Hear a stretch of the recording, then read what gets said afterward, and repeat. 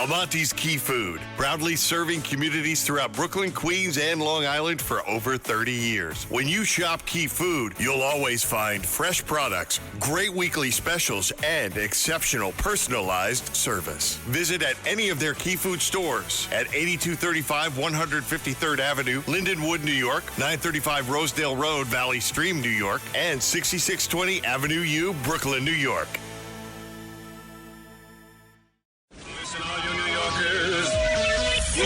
Taxi!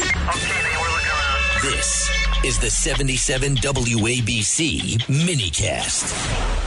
Absolutely delusional. That is Jill Biden, the former First Lady, making this declaration. I would never want to put our family through that again. But does he believe to this day that he would have defeated Donald Trump in that election? I believe he would have beat Donald Trump in that election.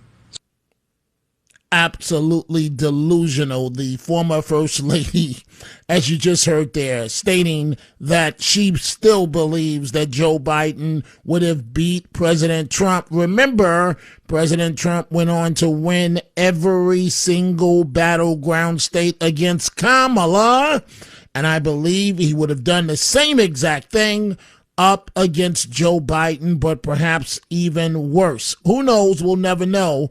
Biden got out of the race. Again, we're following the returns coming in from California.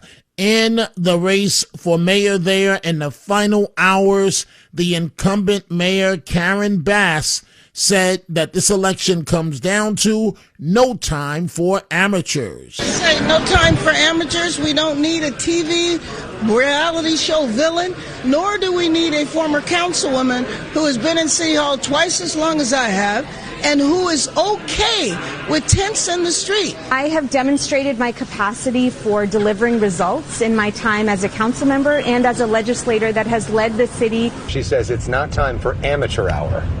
Agree. That's why I'm running. She failed us. She was in Ghana when she should have been the mayor and let 7,000 homes burn to the ground due to literal negligence.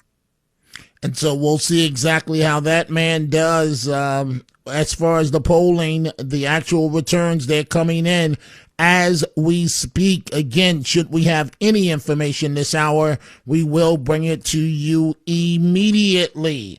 And so when we look at something that we've been discussing, upcoming Freedom 250, right, the big event, a number of performers have canceled. One that is staying, it's going to be performing, and we want to hear from you this hour on how you feel about this matter. But one that is staying happens to be Ice Baby, Vanilla Ice, and here he's explaining why. Tell us why you're still planning on performing, even though we've heard that from the president, when so many other performers are deciding not to.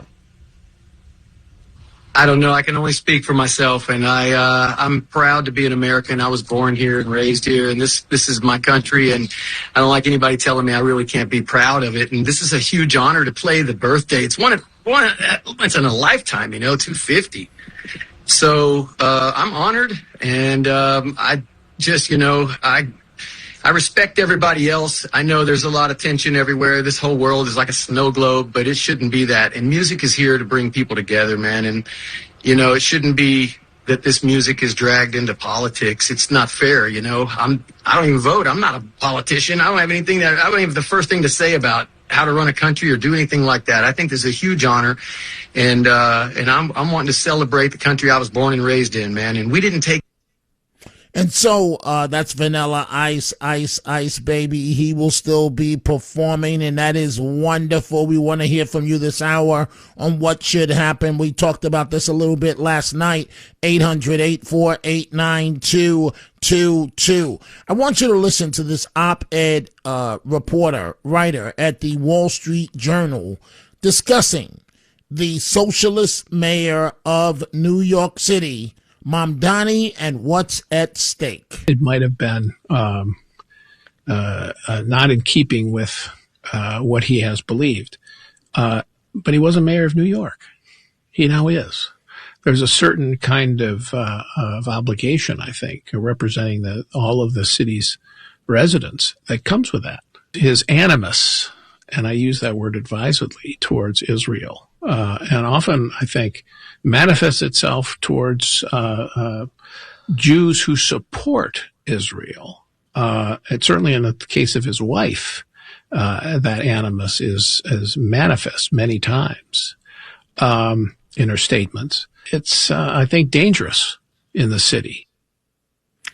And indeed, that is the case. Okay, let's switch gears. Let's talk about Delaney Hall, Newark, New Jersey, that ICE, the center, at the center of politics for the last couple of days. You have these professional agitators out there. But the Trump administration, the good news for all of us, they are on it. From the Tom Homan, who is the border czar, to Mark Wayne Mullen, who is the new DHS secretary, as we know, and also a Republican congressman actually toured the facility. You'll hear what he had to say. Republican Jeff Van Drew actually went inside that facility.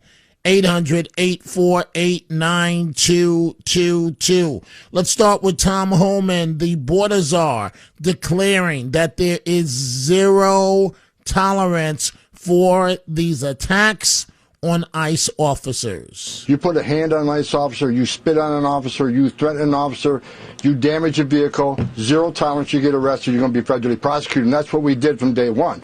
So I went up, there were two things, Sean. Number one, I want to lock down that facility. I want to fortify it. And I also want to get the state and locals to do their public safety job. Kind of the same thing I did in Minneapolis. So we went up there. We put Jersey barriers in. We put embassy fencing in. We put pole cams in so we can film everybody that gets out of control and get pictures of them. We put additional spotlights up there. When we got done with that facility, there's no one breaking that facility. And if somehow they did, there's going to be a bad day. They're going to meet a dozen or more special response team members who are going to meet them at the gate, and it's not going to be a good day for them. And that's wonderful news. It should not be a good day for these nut jobs that are out there protesting